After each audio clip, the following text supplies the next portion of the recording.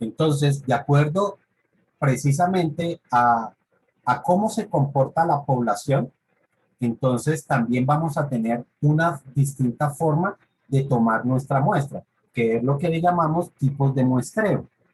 ¿Ok?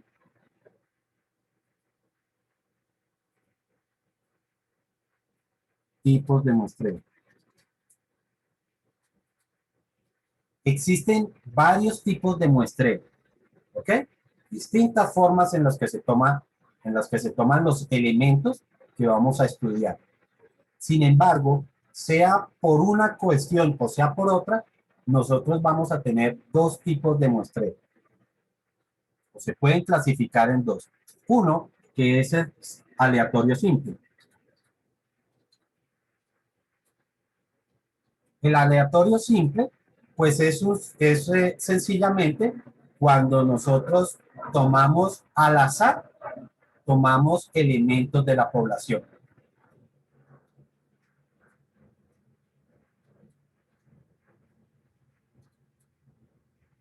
Bueno, para no utilizar la misma palabra, se toman elementos al azar. ¿Ok? ¿Cuándo tenemos ese tipo digamos que de muestreo? Pues cuando las poblaciones son homogéneas. Se realiza cuando la población es homogénea. Homogénea. ¿Qué significa que sea homogénea? ¿Qué entienden ustedes por homogénea? Igual, profe. Sí, correcto. Cuando los elementos son iguales. ¿Sí? Elementos iguales. El caso típico, pues es el caso de la producción de una empresa, ¿cierto? Yo espero que todos los elementos que produzca una empresa sean iguales, ¿sí? Lógicamente los elementos del mismo tipo. Yo esperaría que todas las gaseosas de Coca-Cola sean iguales, que no sea que una me sepa una cosa y la otra me sepa otra, a menos que sea el otro, digamos que otro tipo de producto que esté fabricando la empresa. Pero si estamos hablando de elementos que se producen de la misma forma, yo esperaría que todos sean exactamente iguales. ¿Listo? Y el otro sencillamente se le llama un muestreo estratificado. Y lógicamente estratificado ya es cuando la población es heterogénea. ¿Ok? Entonces, aquí primero se debe clasificar la población. Primero se clasifica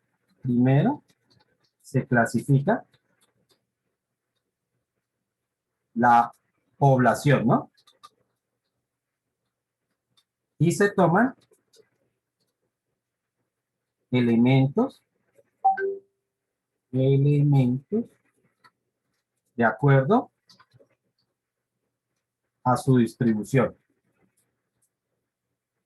A su, y por aquí también me pasé con una elementos, ni para escribir en esto soy bueno. Elementos de acuerdo a su distribución. Entonces, esto se realiza cuando la población es heterogénea, ¿cierto? Población heterogénea. Yo no me acuerdo si heterogéneo trae tilde. Perdón, trae H. Sí, profe, con H. ¿Y por qué no me corrige? Porque lo queremos. ¿Escribirlo de las dos formas o qué? Ah, no, aquí ya me está diciendo, vea que la embarró. Heterogénea con su H. Hágame el favor y le escribe la H. ¿Ok? Entonces ahí tenemos los dos tipos. Y vuelvo y repito, pueden existir más tipos, más subdivisiones, pero esta es, digamos que la gran división que tienen los tipos de muestreo. Puede ser aleatorio simple cuando tomamos elementos porque la población en general es muy parecida, o estratificado cuando la población pues se distribuye precisamente en estratos, ¿sí? Dígase estratos, no necesariamente estratos socioeconómicos, sino en diferentes características, ¿ok? ¿Alguna pregunta hasta ahí? Bueno, la pregunta entonces ahora viene con lo siguiente, ¿y por qué uno tiene que tomar una muestra y no toma toda la población? Al fin y al cabo, yo diría, por más que yo conozca la población, pues no conozco exactamente algunas cosas muy pequeñas de ella. Entonces, ¿por qué en vez de tomar una muestra, no tomo toda la población? Y la respuesta es muy simple, o mejor, hay dos aspectos por los cuales se debe tomar una muestra y no toda la población. El primer aspecto que se tiene en cuenta es un aspecto netamente económico.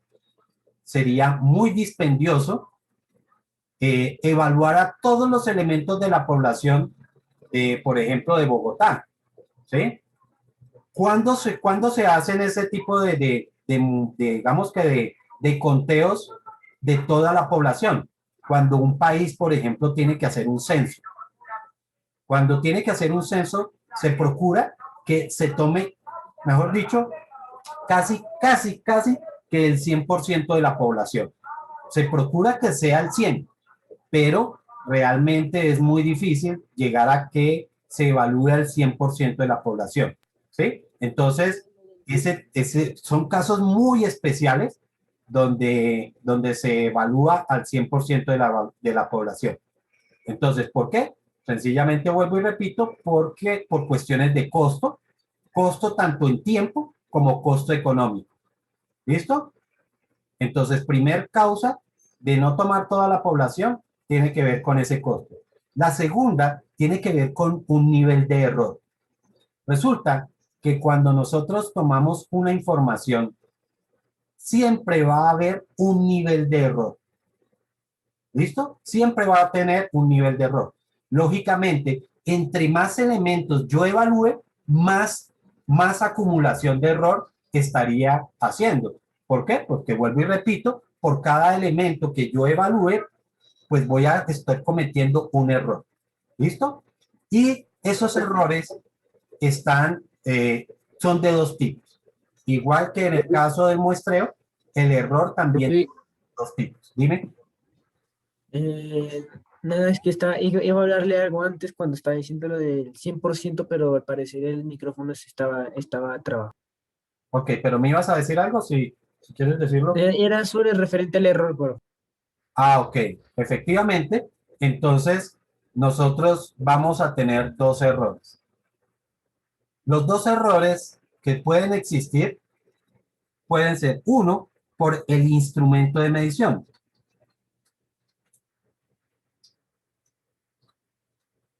¿Ok? Instrumento de medición, me comí la S. Por el instrumento de medición. ¿Ok? Ese instrumento de medición, a su vez, puede contener dos errores. Uno, por exactitud y por precisión. ¿Ok? ¿Qué es un error por exactitud?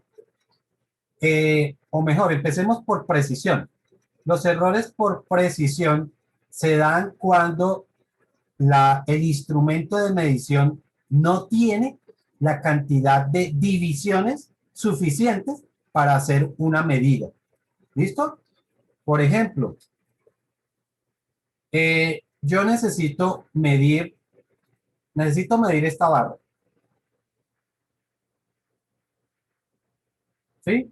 Y utilizo una regla y la regla que yo utilizo para medirla tiene unas pequeñas divisiones o tiene unas divisiones.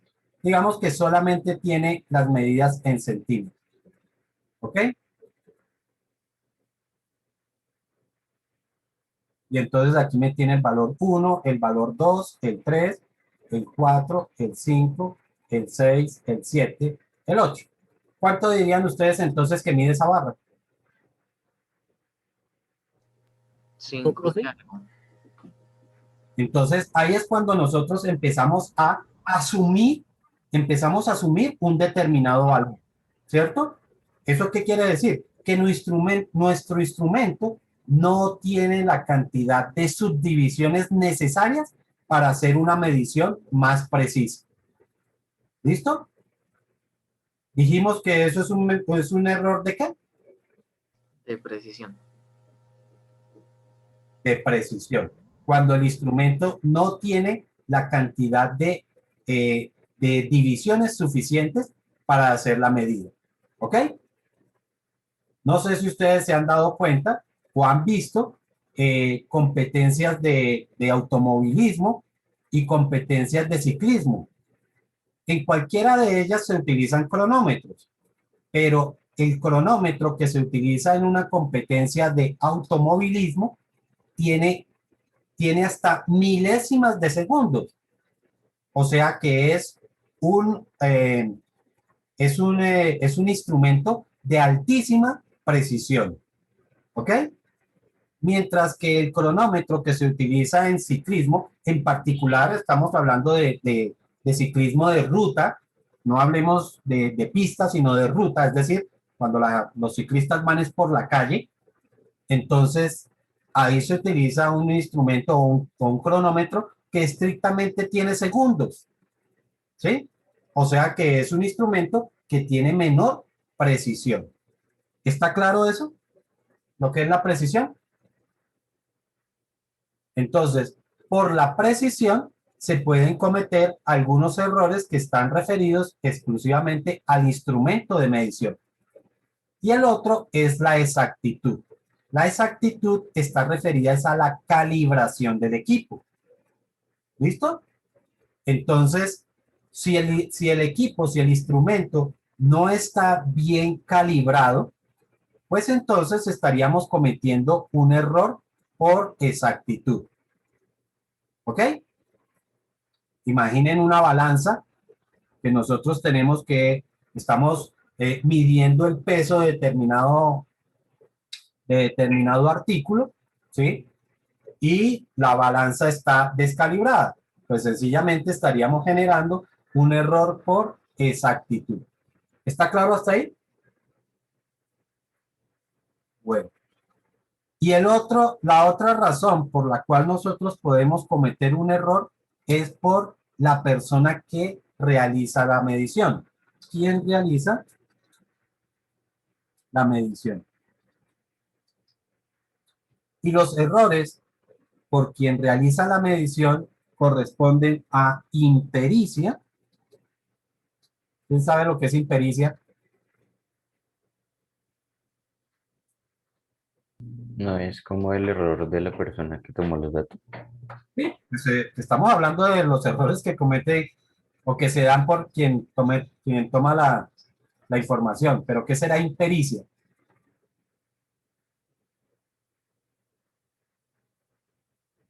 ¿No? La impericia es falta de habilidad. Eso es impericia. Falta de habilidad. Entonces, por ejemplo, cuando un chico coge el carro del papá y lo estrella, decimos que el accidente se dio por impericia del conductor, por falta de habilidad. ¿Ok? Entonces, cuando estamos aquí, si suponemos la misma situación, estamos hablando de la persona que tiene que tomar los tiempos y resulta que la persona no tiene mucha habilidad con el cronómetro.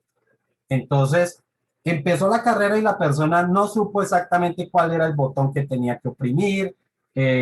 Bueno, no lo hizo en el momento que tenía que hacer. Entonces, eso es un error por impericia. ¿Ok? Y los errores por influencia, entonces se dan cuando la persona que toma la información orienta el resultado de alguna manera. ¿Sí? Entonces, por ejemplo, la persona no tiene, o mejor, supongamos que, un ejemplo, dice la empresa de energía eléctrica, la empresa de energía eléctrica hace un estudio del, del consumo, lógicamente, de energía en las familias. Y quiere evaluar, y quiere evaluar el número de electrodomésticos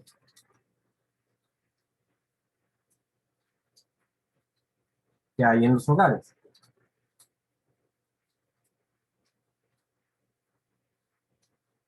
¿Listo? Esa es, digamos que, la introducción. Un encuestador,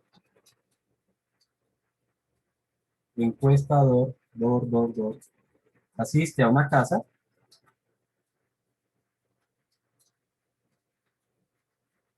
y le pregunta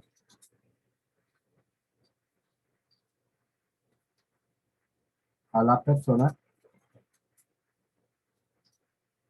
no pegado, sino a la persona por el número de televisores. Y esta le contesta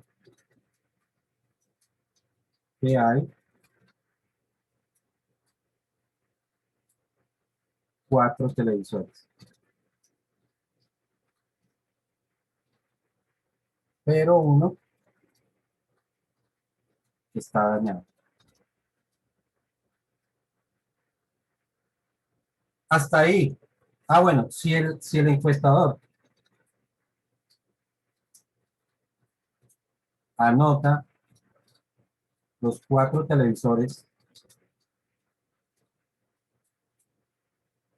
entonces, lo primero es, ¿hay error o no hay error?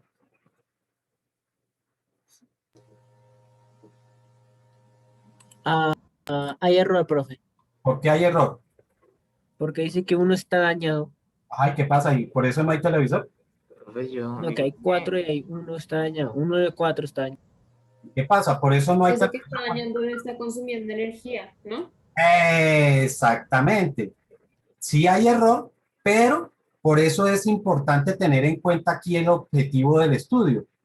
Aquí es importante entender que se hace por el consumo de energía. Ahora sí, el televisor dañado deja de ser televisor exclusivamente porque está dañado, ¿ok?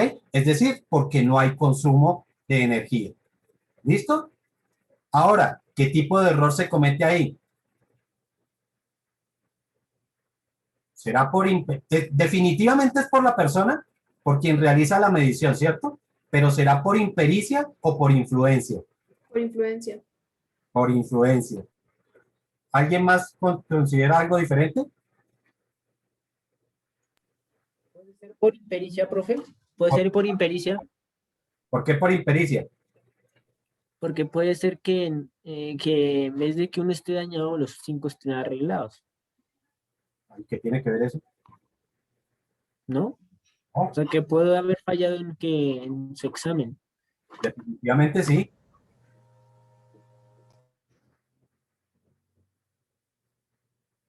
Ojo, influencia, recuerden, influencia es cuando yo de alguna forma altero el resultado. ¿Sí? Él no está alterando el resultado porque en la casa efectivamente hay los 4 televisores, así que él no está alterando el resultado. Este es un error por impericia, falta de habilidad en el encuestador. El encuestador no conoce lo suficiente de la encuesta para poder determinar un valor correcto. ¿Ok? Este es un error por impericia. ¿Ok? Entonces, hay que diferenciar eso, porque ¿qué sería un error por influencia? Supongamos los casos donde se está evaluando la preferencia por un candidato, ¿sí? Y resulta que yo de alguna forma tengo simpatía por alguno de los candidatos por los cuales estoy evaluando, ¿ok? y de alguna forma, o por ejemplo, yo llego a una casa donde la persona ni siquiera quiere votar o no tiene planeado votar, y yo de alguna forma le digo, usted va a votar por el candidato A, o mejor prefiere el candidato B, que es el candidato del pueblo que nos está ayudando, que está haciendo y que está haciendo y que está haciendo. Entonces, dése cuenta que yo, con la forma en la que estoy hablando, estoy orientando un posible resultado. ¿Ok? Entonces, de esa forma, ya ahora sí estamos generando un error por influencia. Ahora sí queda claro por qué es más uno que el otro, o cuál es la diferencia entre uno y el otro. Ok. Referido entonces también a lo que es el muestreo, nosotros vamos a tener también un tamaño de la muestra. ¿Ok? Es decir, cuántos elementos de la muestra son suficientes para poder hacer nuestro estudio estadístico. Y resulta que para eso también está determinado por la población. ¿Cómo es la población? ¿Qué tan grande es la población? ¿Cómo se distribuye la población? ¿Ok? Realmente, la forma en que se calcula el tamaño de una muestra no es algo simple. Es algo más complejo de lo que uno cree. ¿Ok? Nosotros no vamos a entrar tanto en eso. Nosotros sencillamente en los problemas, y así se hace, digamos que en todos los problemas estadísticos, sencillamente se da un valor de un tamaño de muestra o sencillamente le dan a uno ya unos resultados. Pero, vuelvo y repito, el tamaño de la muestra es algo que también debe ser estudiado con cuidado, porque a pesar de que yo haga diferentes estudios de la población de Bogotá, por ejemplo, les colocaba el caso del consumo de carne, es un tipo de estudio, pero si hablo de la preferencia electoral, es otro tipo de estudio. Bueno, muchas cosas que nosotros podemos estudiar de la población en Bogotá, y para cada uno de esos estudios, el tamaño de la muestra no es exactamente el mismo. Tiene que estudiarse, tiene que conocerse exactamente qué característica es la que nosotros estamos estudiando para saber cómo se va a tomar la muestra. ¿Ok? No sé si les ha pasado a ustedes o en sus familias, pero uno no sabe en un momento determinado. Salieron las votaciones, estamos en fecha de votaciones, y resulta que de un momento a otro salen en los noticieros, empiezan a salir, y es que resultados de la encuesta. Y uno dice, ¿y en qué momento hicieron esa encuesta? A mí nunca me han evaluado. A mí nunca me han evaluado en una encuesta de esas. Nunca. Y sin embargo, se supone que ese resultado refleja hasta lo que yo estoy pensando. ¿Sí?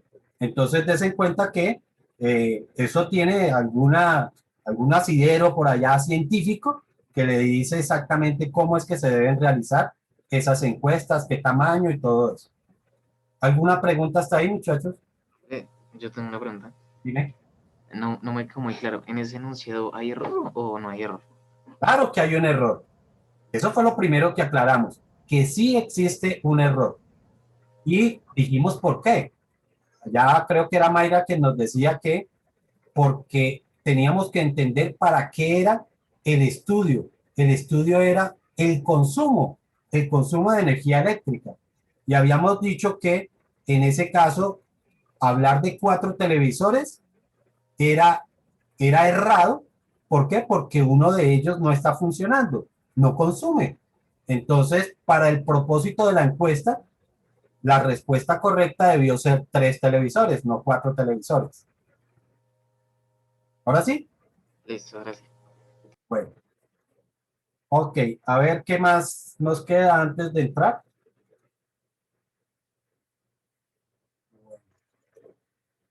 Creo que eso es básicamente lo que tenemos que tener claro cuando hablemos de, eh, digamos que algunas consideraciones de lo que es un estudio estadístico. Bueno, cuando nosotros hacemos, o mejor, la estadística se divide en 2 partes. Y por eso en algunas carreras se ven dos semestres de estadística. Una que se llama estadística inferencial y otra que es la estadística descriptiva. La estadística descriptiva básicamente lo que hace es eso, es describir cómo se comporta la variable. Sencillamente, vea, la variable le está pasando esto y esto y esto y ya, pare de contar. Pero la estadística inferencial lo que nos permite es hacer una proyección. ¿Ok?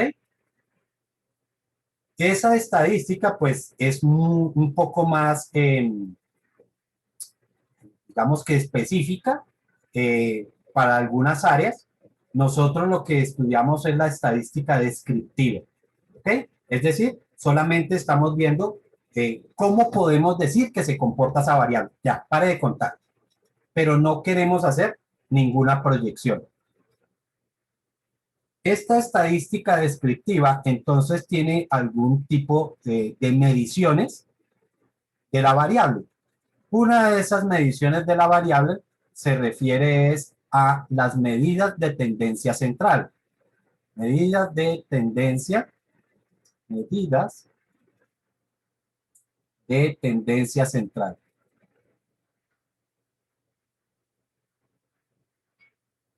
Lógicamente, vamos a ver qué son las medidas de tendencia central, cuáles son las medidas de tendencia central, ¿sí?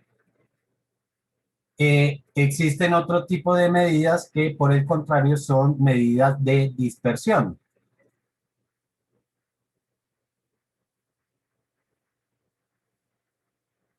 Disper... Uf, estoy escribiendo. Dispersión. ¿Ok? Que por el contrario me hablan, mientras las medidas de tendencia central me dicen cómo están, cómo se agrupan los resultados, es decir, los valores, ya quiero entrar de una vez. Entonces, las medidas de tendencia central me dicen son los valores a los que tienden a agruparse los resultados. ¿Ok? A agruparse. Mientras que medidas de dispersión, por el contrario, me hablan de la separación de los datos. ¿Ok? Y existen otras medidas que son las medidas de posición.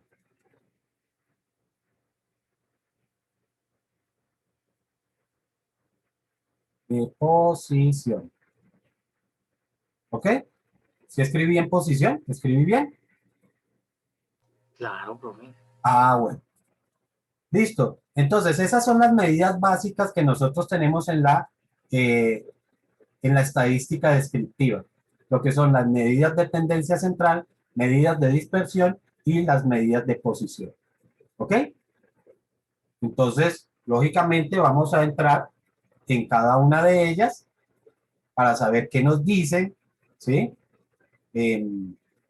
Por ejemplo, en el ICFES cuando se evalúa los colegios, se evalúan tanto medidas de tendencia central como medidas de dispersión. Y eso va a hablar de, de lo bueno o malo que sea el colegio. ¿Sí? Después, vuelvo y digo, cuando estemos allá, entraremos un poquito en discusión sobre eso. Y el hecho, por ejemplo, de que un colegio tenga un puntaje alto, no necesariamente habla bien del colegio, porque un porcentaje alto o digamos un promedio alto sería una medida de tendencia central, pero los resultados pueden estar muy dispersos. Entonces, eso hablaría mal de otro lado de ese colegio. ¿Ok? Eh, Eso es, digamos, que lo que es, va a ser nuestro estudio de estadística descriptiva. Pero para poder hablar de esas medidas, entonces nosotros también vamos a tener que organizar la información. ¿Ok? Antes de poder hacer un estudio o un cálculo de cualquiera de estas medidas, entonces nosotros vamos a tener que organizar la información.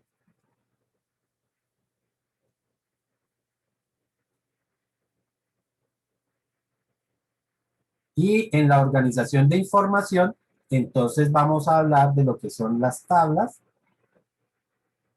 de distribución de frecuencia. Distribución de frecuencia. Y entonces vamos a ver cómo se realizan esas tablas, qué es lo que nos dicen cada uno de los valores de esas tablas y así sucesivamente. ¿Listo, chicos?